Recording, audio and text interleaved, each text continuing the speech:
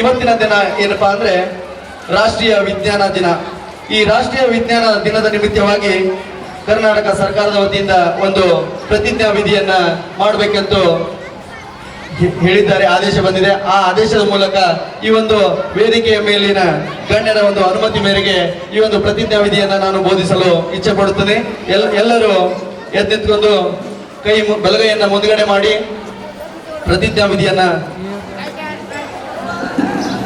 ರಾಷ್ಟ್ರೀಯ ವಿಜ್ಞಾನ ದಿನ ಫೆಬ್ರವರಿ 28 ಭಾರತದಾದ್ಯಂತ ರಾಷ್ಟ್ರೀಯ ವಿಜ್ಞಾನ ದಿನಾಚರಣೆಯನ್ನು ಆಚರಣೆ ಮಾಡ್ತಾರೆ.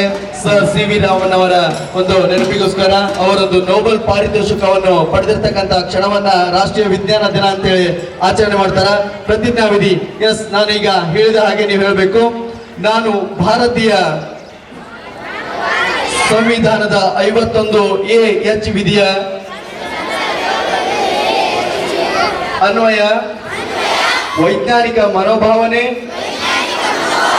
ಮತ್ತು ವೈಚಾರಿಕತೆಯನ್ನು ಬೆಳೆಸಿಕೊಳ್ಳುತ್ತೇನೆ.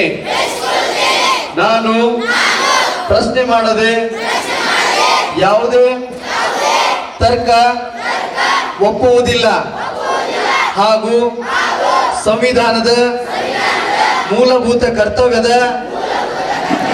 ಆಶಯದಂತೆ ಮೌಢ್ಯತೆ ಮತ್ತು ಅಂಧಕಾರವನ್ನು ಜೀವ ಜಗತ್ತಿಗೆ ಪೂರಕವಾದ ಬದುಕನ್ನು ರೂಪಿಸಿಕೊಳ್ಳುತ್ತೇನೆಂದು ಈ ಮೂಲಕ ರಾಷ್ಟ್ರೀಯ ವಿಜ್ಞಾನ ದಿನದಂದು ಪ್ರತಿಜ್ಞೆ ಮಾಡುತ್ತೇನೆ.